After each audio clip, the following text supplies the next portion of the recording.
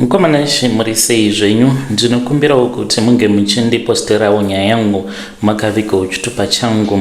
Ndichawandisawo kwatinoitira basa iri. Ndichangoti tinogadzirawo maspare parts awa efake kwaGazaland, but kutaura chokwadi mukoma ndinotogara kumasuburbs. Kana ndikakuudzai kunzvimbo kwandinogara uko kwatiine workshop yedu, hamungambofi makabhilivha. Kana motikari dzandinofamba nadzo, ndinofamba nemaland cruiser, marange rover, maGT6 awa imotikari dzinotoshanda nevashandi vangu. Aiwa, ndingangoti business is very good. Kunaka kwechimwe kuipa kwechimwe uye zvekare kushata kweeconomy zvinenge zvichibenefitawo vamwe vanhu vakaita seni. Iniwo ndiri muindustry, ndinoita zvekugadzira mafake spare parts. Ndinotengesera kuhodhesera vanhu avo vanoita zvekutengesa maspare parts. Ndauya pano kuti ndige ndichizokuudzai zvose zviripo. Mukomana munongozviziva kuti muno muZimbabwe munhu wose ari pakutsvaka mari, ende izvi zvekuti chakati ndechefake ndinongoona sekunge rinenge ratongovawo drama. Hakuna chinhu chisiri chefake as long as chichishanda. Ndiwo mutemo wangu. Munhu wose ari kutsvaka ex-Japanese car yaanokwanisawo kutenga nemari inenge ine mutengo wepasi, sezvo muchiziva kuti munyika medu vazhinji havakwanisi kuti vange vachizotenga motikari dzinenge dziri nyowani. Vazhinji vacho munozongotenga iwawawa masecond hand. Ini ndava nemakore akati one day ndichishanda kubva muhudiki hwangu ndainge ndigori makanika, uye zvekare baba vangu vainge vari makanika. Baba vangu ndivo vakandidzidzisa utsotsi hwese pabasa ravo ravainge vachiita. Baba zvavaiita vaiti kana munhu akauya nemotikari zviya, kana vakaona kuti panenge paine pati pamotikari yako inenge yakafa, kana vakaona kuti vanokwanisa kuti vange vachizoita refurbishment yepati iyoyo, vaita saizvozvo, then vobva vatokuudza kuti vatotenga imwe spare part itsva. Ndo mawandiro avainge vachiita mari. Saka iniwo ndakabva ndachizotanga kuita zvekubreka motikari dzinenge dzaita maaccidents ndichizotengesa maparts. Asi ndakaona kuti zvekutengesa maparts izvo zvinotinetsei, because vanhu vanenge vachida maparts anenge ari manyowani. Hazviite kuti unge uchitengesera vanhu vanenge vaine mashops. Saka zvazvakanakira munyika medu ndezvekuti hamuna mainsurance company chaiwo atinonyatsokuti mainsurance. Vanhu vakaita sesu nemari dzedu dzatinenge tiinadzo ndisu tinokwanisa kuvawo neinsurance, but rudhende rwose rwevanhu vane motikari havatozivi kuti chii chinonzi insurance. Saka insurance kana irimo munyika, kana pakaitika accident vanokwanisa kutoverifayawo kuti motikari iyi yanga isina here maparts emubikirwa. Saka munyika medu mutori neadvantage yekuti tichatomboita mari kusvika zvinhu zvakaita seizvozvo zvava kunzi zvinofanira kuti zvinge zvichiitika panoitika accident, kuti motikari kana kuti bhazi kana truck rinenge radonha roonekwa kuti ranga risina here zvimwe zvimapatsi zvimukoferwa. Saka isu tinoti kana kuri kunzi pakaitika accident zviya, munhu akatadza kugadzirisa motikari yake, tinotora mapatsi anonyanya kutengwa, maball joints, matie rod ends nemabrake pads, ndiwo atinobva tachizotora. Kana tatora mapatsi iwawo tinokwanisa kungogadzirawo pano nepapo, then tinobva tachizospraya nespray paint kuti zvinge zvichiita sekunge zvinhu zvinyowani. Tinobva tatotenga mabox efake awo mazhinji acho anobva kuSouth Africa kana kuMozambique. Anenge angori mabox awo atinozoshandisa, anenge akatonyorwa kunzi Toyota genuine parts kana kuti Honda, Nissan.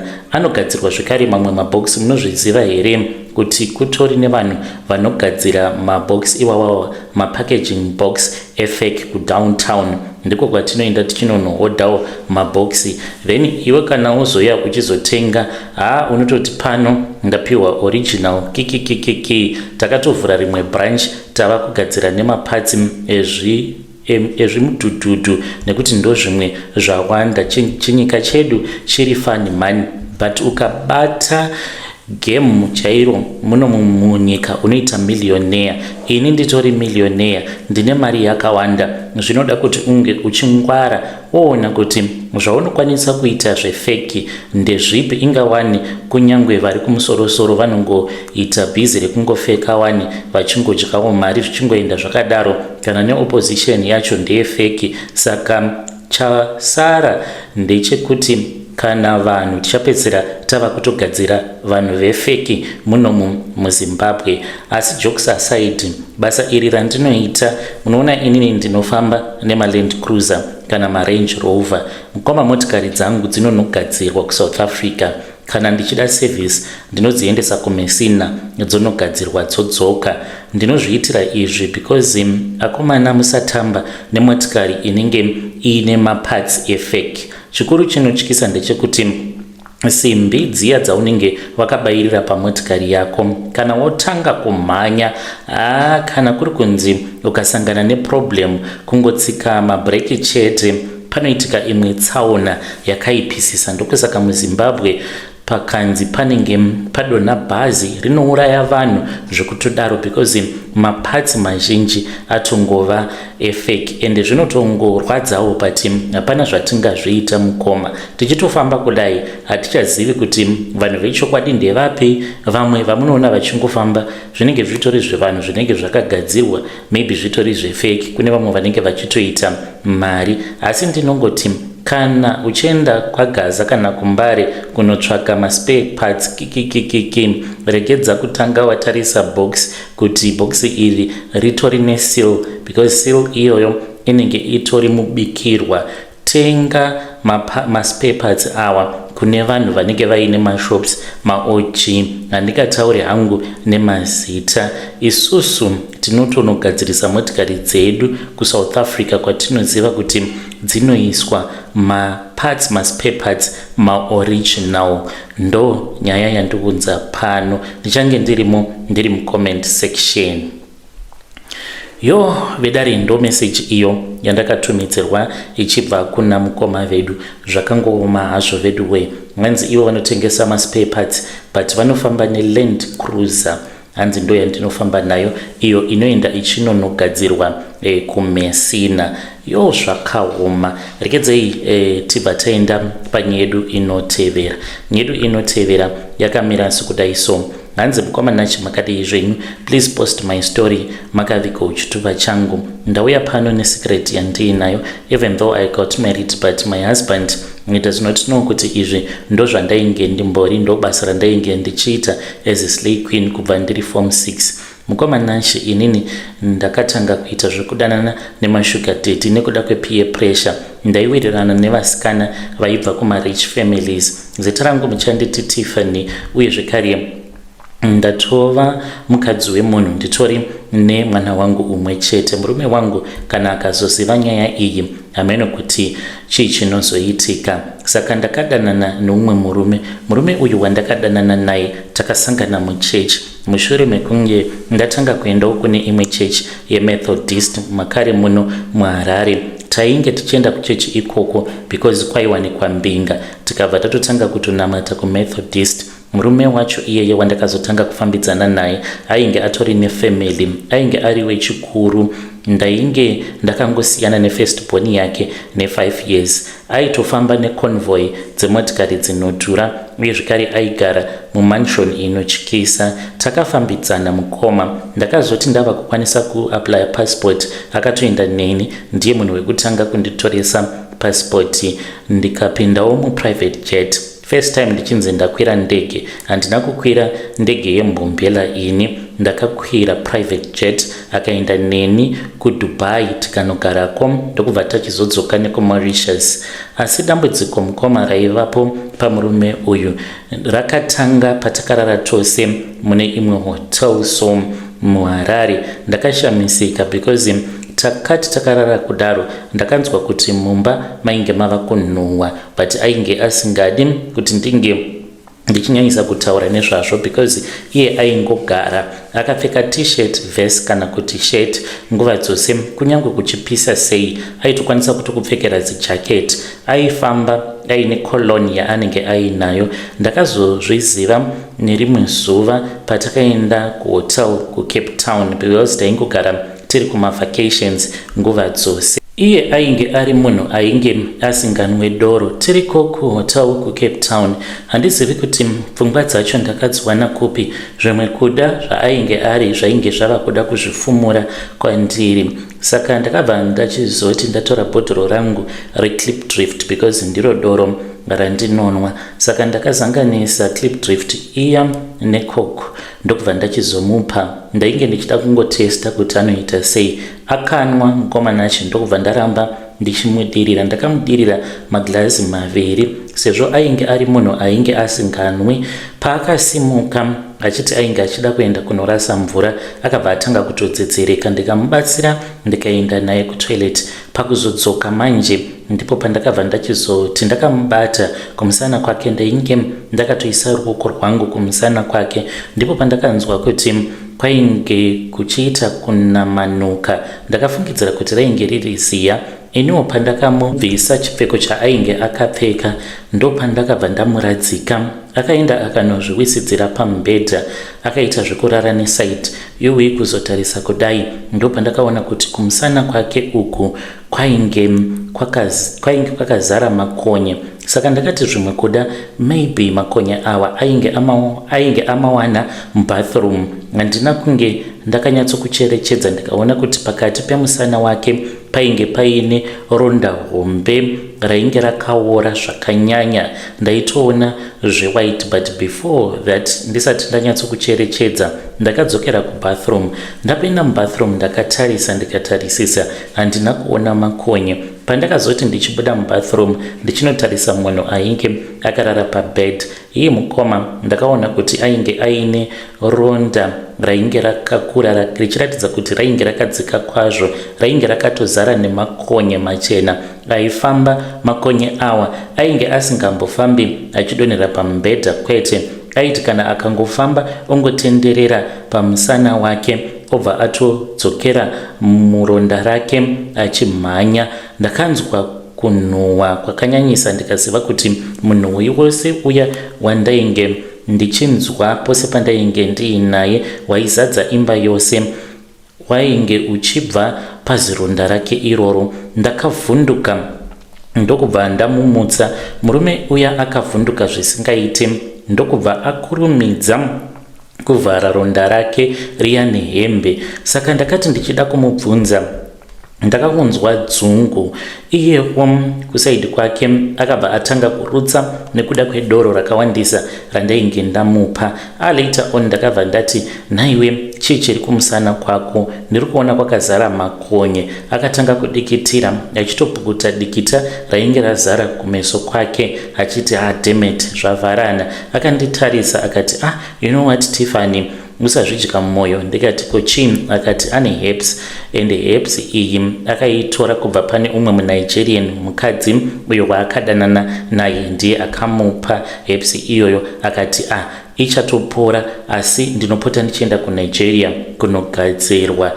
Akandiudza zvinhu zvakawanda zvakandityisa because ainge ari munhu ainge akadhakwa. Mangwana acho makusiyeni mukoma akatongoti tava kudzokera kuZimbabwe, zvinhu zvakatondishamisa. Akatobhuka maflights apa akabhadhara mari yakawanda kwazvo kuti tinge tichitoenda kuZim tichishandisa private jet, asi ini handisi benzi. Ronda reherbs haribudi makonye anorarama anofamba kudaro. Ndipo pandakabva ndachizotanga kufunga ndikati murume uyu anenge akaromba, because friend yangu akatombonditi iwe murume waunodanana naye anenge akaromba. Vanhu vakawanda taiti kana tikaenda kwainge kuine garaji rake kwaMutare uko aiva nemabhazi zvekare nemasupermarket, vanhu vakawanda vaingoti ane mishonga yehupfumi uye zvekare dzinza rekwake vanhu vaingogara vachingofa pagore pagore. Kubva musi iwoyo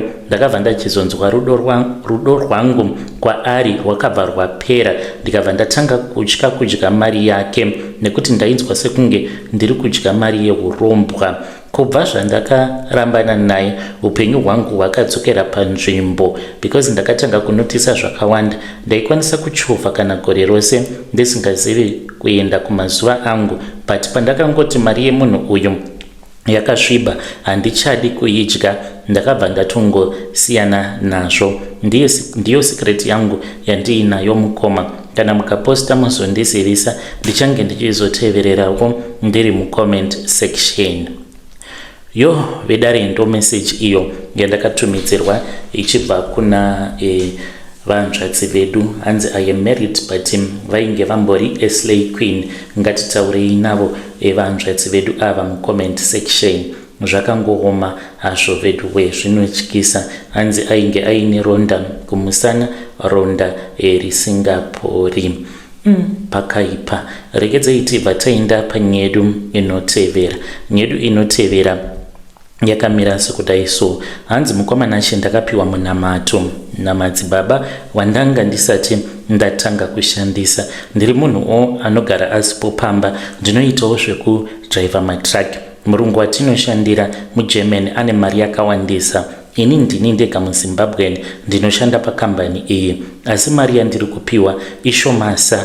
Munoziva mukomana she kuti upfumi hwekuda kukurumidza hunopedza munhu. Saka iniwo zvandakabva ndachizoita, ndakati ndaneta nekuramba ndichingopiwa mari shoma, ndopandakabva ndachizoenda kune vamwe madzibaba mushure mekunge ndapiwa phone number neimwe friend yangu. Saka ndakaenda last week uko kusowe ravo madzibaba ava vakabva vachizondipa kabhodhoro. Mukabhodhoro umu mainge muine mafuta matsvuku, uye zvekare ndakaona kuti muzasi macho munoita sekunge mune kanyanga karimo. Vakandipa nehupfu huchena uhwo hwavakati musi waunotanga kuzora mafuta awa uri kufanira kuti unge uchizotanga wazvigezesa nehupfu uhwu. Vakanditi enda kumba kwako unozora mafuta iwawo, kana wapedza kugeza nehupfu unouzora zvekare pamubhedha wako omwaya hupfu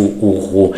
Kana ukaita saizvozvo pasina mazuva manomwe uchaona murungu wako ava kukuwedzera, ende mari ichauya kwauri nenzira dzisinganzwisisiki. Ndakafara zvisingaiti ndichiti zvimwe kuda nhamo yangu yapera.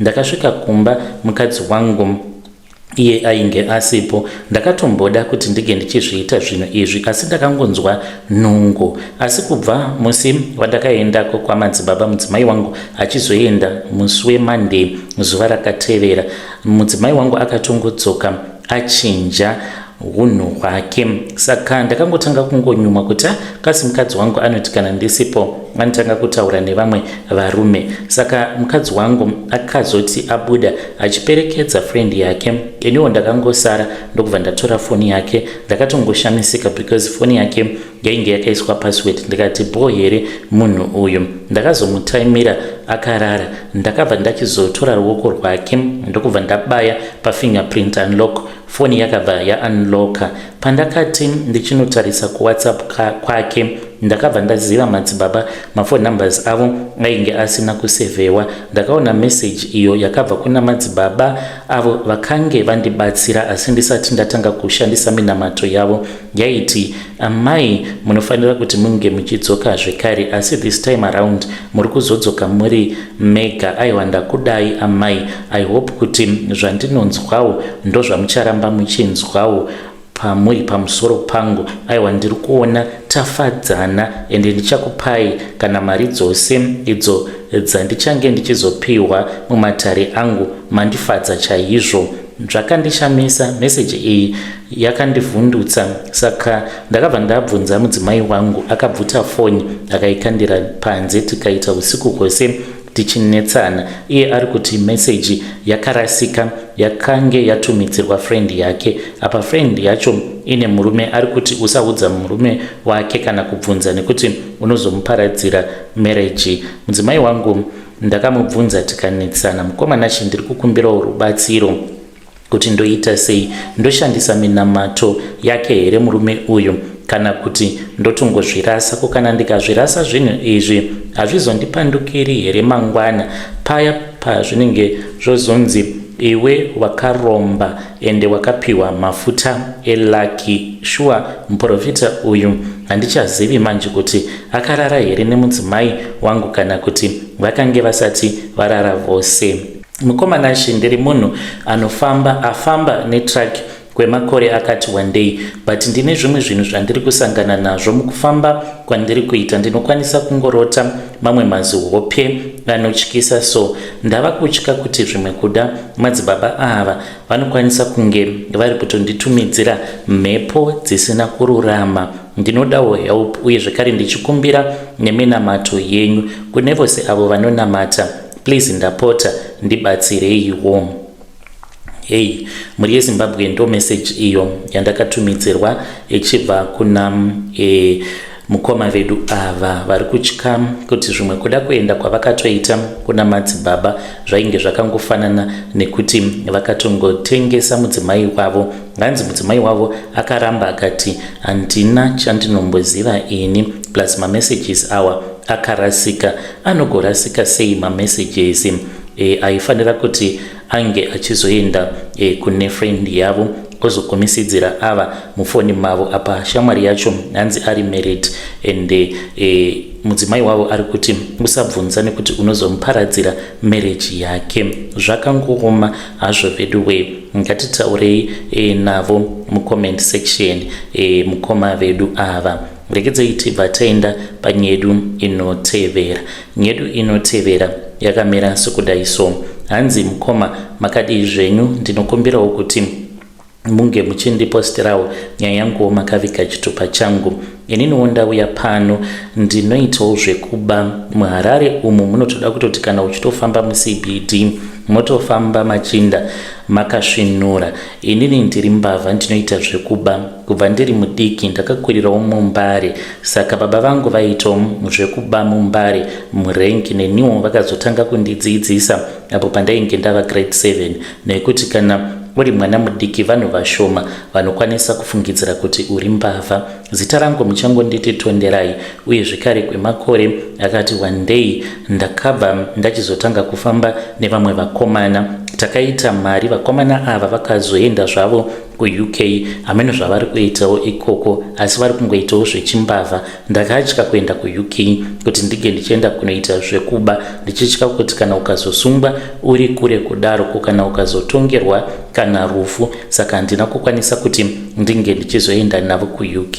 Mukomana chivakomana ava ivo vakazoenda neni kun'anga. Taenda kun'anga takabva tachizonopiwa mushonga uyo watainge tichishandisa, asi taipota tichienda kunorenyuwa mushonga iwoyo kana mwedzi wapera taitoenda nemari. Saka basa rangu ndiroro rekuti ndinoita pickpocketing pakati peguta reHarare kubva kuna Copacabana kusvika kuna Naforth uko.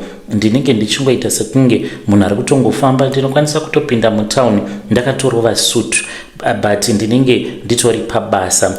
Ndine musoro wegora uyo wandakazopiwa nasekuru, because vakati zvinokudhurira kana uri wega kuti urambe uchidzoka kumatare kwangu uchirinyuwa mushonga. Saka ndava kukutengesera mushonga wegora. Saka mushonga uyu ndinodzokera nawo pagore, vondipa zvekare umwe musoro wegora. N'anga iyi iyo ndeye kuMozambique but yakatamira muZimbabwe.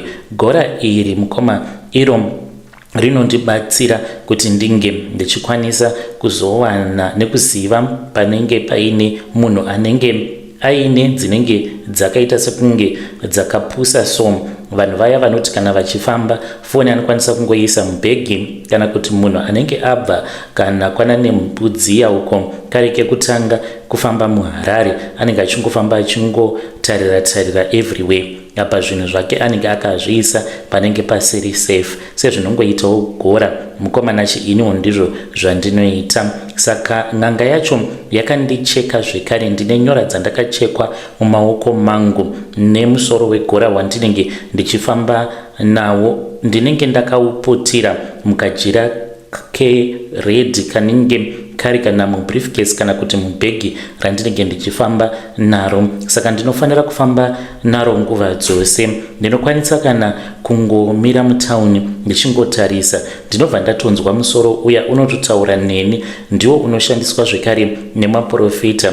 Unotondiudza kuti rekedza uyo ari kufamba ane sutu, tarisa amai avo vakabereka mwana vane zambia reblue, ndivo vane mari yavo iri pakati. Saka musoro iwoyo unotondiratidza panenge paine mari, ende munhu iyeye uyo wandinenge ndichida kuenda kunobira anobva atoita sekunge atodzimaidzwa. Ndinotomubira, ndinotanga kana kutotaura naye. Makambozviona here kuti munhu kana ava kubirwa muHarare zviya anongotanga kungotaura nevanhu, kunyangwe nevanhu vaanenge asingatombozivi, votomukonvinza kuti kune kwatiri kuda kuenda newe, tikuda kunokupinza basa. Munofungidzira kuti zviri normal kuti iwe wapinda muHarare une zvauri kuda kana kuti une kwauri kutoenda uine kwaunenge uchibva apa uine mari yakawanda, then pobva pangosvika vanhu votokuudza kuti tikuda kukupinza basa. Unofanira kungovabvunza kuti ko hama dzenyu madzipedza here zvamava kuda kupinza inini basa ndiripo? Because mushonga uyu kushanda kwawo kuri very simple. Iwo unobatira panenge paine chironda. Vamwe munokwanisa kusazvinzwisisa kuti chironda chacho chimbori chironda chakaita sei chekuti mushonga wacho unge uchizobatira kudzimaidza munhu anenge achida kubirwa. Saka zvazvinoita paya kana kuri kunze ndikasangana newe ndinobva ndachizokuudza dhiri refast money, ndobva ndakuudza kuti izvezvi unokwanisa kutoenda kubasa neni, ndinotonokupinza basa. Kana ndakupinza basa then wobva watowana mari yako in 2 hours. Saka iwewe kana ukangobatwa nemweya weruchiva kuti pari zvino ndikutoda kutoti ndige ndichitoita mari, ziva kutoti zvinenge zvatovharana, unenge usingachakwanise kuzvifungira nekuti mushonga ndio unenge wava kukufungira, unenge wavharwa pfungwa dzako, hauna zvakawanda zvaunenge wava kuziva panguva yacho iyoyo. Tingangoti unenge wabatwa nechadzimira. Saka ndokushanda kunoita mushonga. Kana uchifamba usachiva, kana ukaona mari inenge yakadonha usachiva zvokuti ndikuda kuinhonga, nekuti mushonga wacho unongomirira kubata munhu anenge aita ruchiva. Ndiwo mashandiro acho aunoita mishonga iwoyo. Kana tikaenda newe pachikona then tobva tatokubira mari yako. Handisi kuzorega zvaizvezvi because vana vangu vanotoenda kuzvikoro nekuda kwebasa iri randiri kuita. Nditori nevana vari kuboarding school but baba imbavha. Kana ukandiona ndichienda kubasa unoti zvimwe kuda ndinotoshanda kana kuRBZ ndakakurovera sutu, but hapana, tingoriwo mbavha zvedu isu. Vedare ndo message iyo yandakatumidzirwa ichibva kuna mukoma vedu. Ngatitaurei navo mukoma vedu ava mucomment section. Zvakangooma hazvo vedu we, hanzi misoro ngemakora yapakaipa. Regedzai patienda panyedu inotevera. Nyedu inotevera yakamira sekudai so. Hanzi makadi zvenyu mukoma, ndinokumbirawo kuti munge muchindiposterawo makavikawo chitupa changu. Inini nditori mwana wa Satani, but handisati ndava mwana wa Satani because handisati ndaita zvandainge ndichida kuita. Zita rangu muchanditi Chipo, uye ndine friend yangu uyo wandichati Ruvimbo, uyo wandikuda kuti ange achizodzoka kunoku kuZimbabwe achibva kuIreland asina kana cent, but handisati ndamuendera zvangu kun'anga because ndiri kungonzwawo pain yekuti asi kana ndikamuita zvinhu zvakadaro amai vake vangafa neBP. Takakurira tose muAvondale, asi Ruvimbo agara aine lucky, ndiye aingogara achingodiwa nemaboyfriends vanhu vakapfuma, uye zvekare aingoyemurwa nevanhu vose. Saka Ruvimbo paakawana visa rake rekuenda kuIreland vanhu vakafara. Ndakabva ndachizoenda kumba kwavo ndiinaye, ndakatora hembe in secret, dress randaitoziva kutoti haaizomboritsvaka. Ndakariba dress iroro mukoma, ndikati ndoda kumboenda kutoilet. Ndaenda kutoilet ndaike ndakapfeka jean trousers rangu, ndakaripeta ndikariisa padumbu apa, ndikanyatsokusunga trouser randainge ndakapfeka nekuti ndainge ndiine pfungwa dzekuti ndige ndichizomugadzira.